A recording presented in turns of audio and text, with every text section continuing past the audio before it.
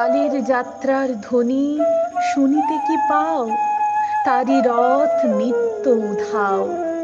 জাগিছে অন্তরিক্ষে হৃদয় স্পন্দন, চক্রে পৃষ্ঠ আধারের বক্ষ ফাটা তারার ক্রন্দন। ওগো বন্ধু, সেই ধাবমান কাল জড়ায়ে ধরিল মোরে, ফেলি তার জাল। তুলে নিল দ্রুত রথে দুঃসাহসী ভ্রমণের পথে।